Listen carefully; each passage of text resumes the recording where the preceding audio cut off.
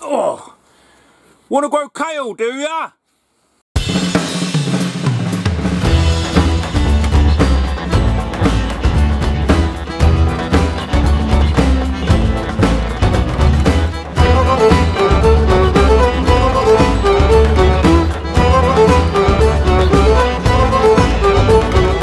Now, I have been a fan of growing kale for a very, very long time.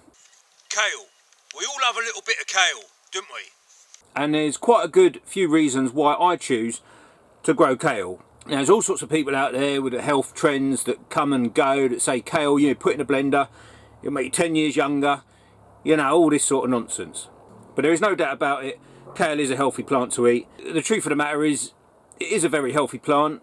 I mean, it's related to, it's got that lineage of back to the sort of sea kales, the Brassacas family, things like broccoli, cabbages, anything that's leafy green is going to have a lot of good stuff in there for you. But I really think it's quite a hardy vegetable, and somebody did once say to me, if you don't have that much luck growing cabbage, you might want to consider growing kale.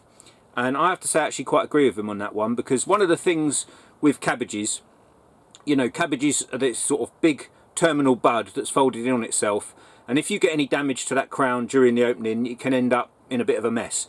Whereas kale, by nature, it sort of looks like a small palm tree. Here, I mean, these are some of the ones I sowed earlier in the spring, and this is the Tuscan variety. I mean, this stuff can get down to -15, and what I love about it is, one thing I've always said, you know, self-sufficiency. You want to at least come out in the winter and be able to get a few things. You know, if you're in temperate climate like here in the UK, very rarely gets down to -15, but I know in the depths of winter, if I'm making a stew or I'm having a roast or whatever, I can come out and I've got a few of these growing.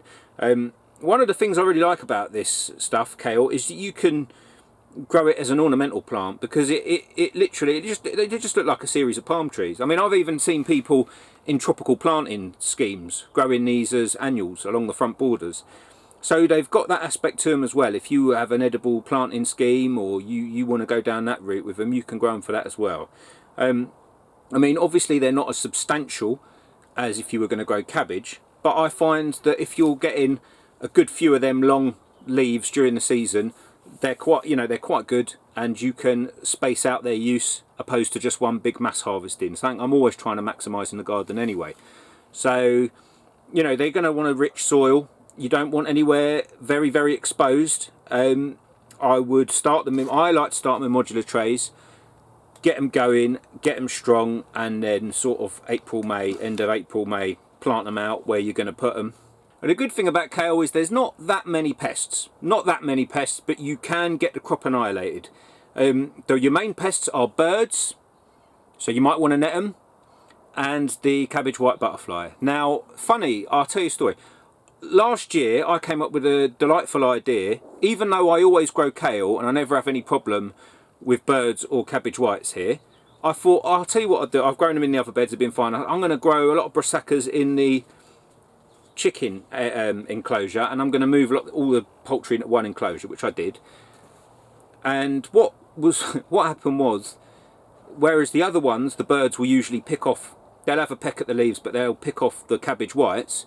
The ones that I grew in the normal beds with no covering, they did fine, and somehow, I don't know how, cabbage whites got in there, and they just, before I knew it, there was just caterpillars from every angle eating them, and basically nibbled them right down to stalks. So I lost all of my kale. So it's interesting, isn't it? You know, you go down this route, I don't know what happened, but it's always worth remembering the reason they got eaten is that the cage had failed in its duty to protect the kales, and was now protecting the cabbage whites from birds and other predators. So if you're gonna net them, make sure nothing can get in there. But you know, on the whole, I would say you're generally hassle free. I would put money, you put them in the ground, you wouldn't have a problem with them. But it's worth to note that you can go wrong. You really want to put these somewhere where you've got moisture retentiveness in the soil. If they dry out, they can bolt.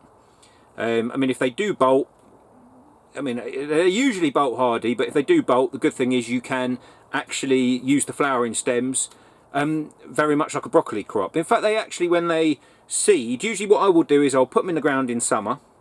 They'll build up strength during the summer, and then you can crop them. I usually crop them a bit lightly, but I usually crop them more in August and beyond, autumn and winter. And then what you'll find is next spring, when nothing else is going on, they'll bolt, and that long stem you'll end up with, funny I'm talking about, it's a chard in the greenhouse that's gone a seed. I wouldn't want to eat, I probably could eat that actually, but anyway, I'm getting off topic. So you can cut them, the top of the, when nothing else is growing, and at the same sort of time you would chop purple sprouting broccoli.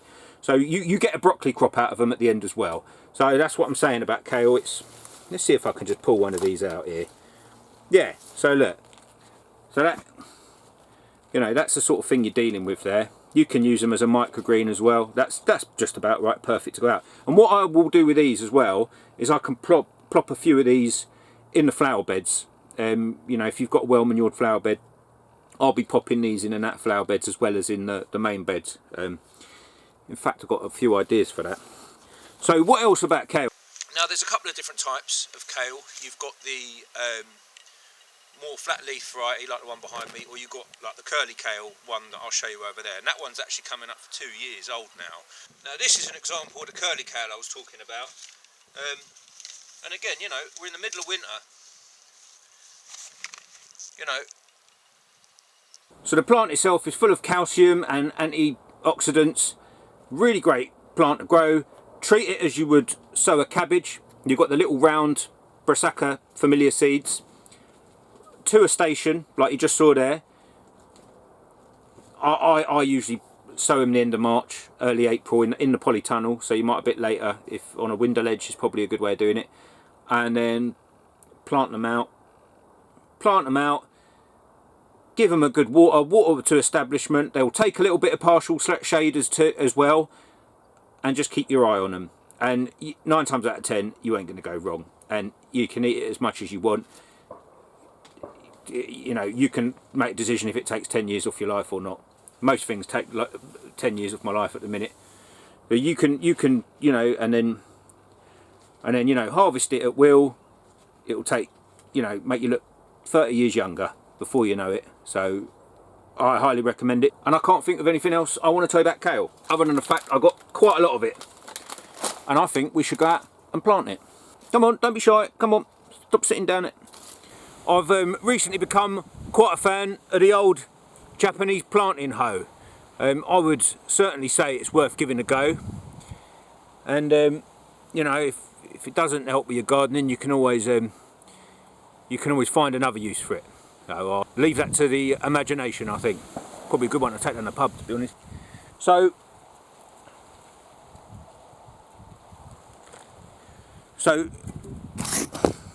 it's actually turned a little bit windy today, so just for demonstration purposes, try and get them to a point they've got a nice bit of root on them. I mean, obviously all things when you transplant them, they don't like that much soil disturbance. They might take a little bit of shock when you first plant them, but I mean, what is it now? It's May now, so I mean, I could have done this a bit earlier, to be honest. I would just tease them apart like that, so you get a nice, just try and let it fall off with a little bit of pressure, and then just ease them into the soil bed there, and everything should be a-okay.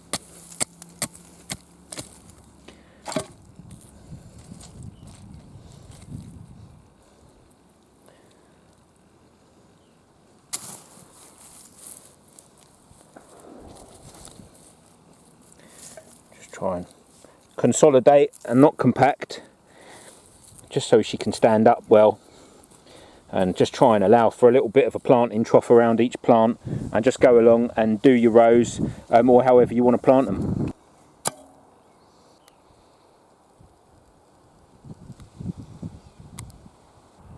Now with these, really, I try and put them a minimum of 8 inches apart, minimum.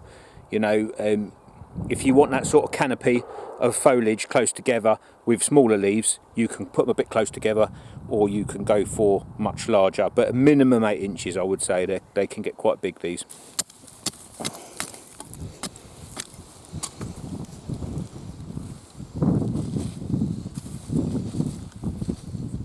I don't want you fertilising my vegetables again, alright? Off with ya.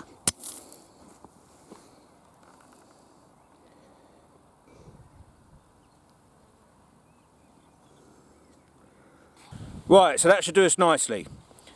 So there you have it. It's really, really very simple. Put the seeds in, bit of tender care, bit of warmth in it early on in the season, bit of light, get them going, plant them out, keep them watered, especially for the first few weeks, and just wait and see what happens. I wish you'd stay off that blimmin' catnip, eh? What's the matter with you? Appalling behaviour.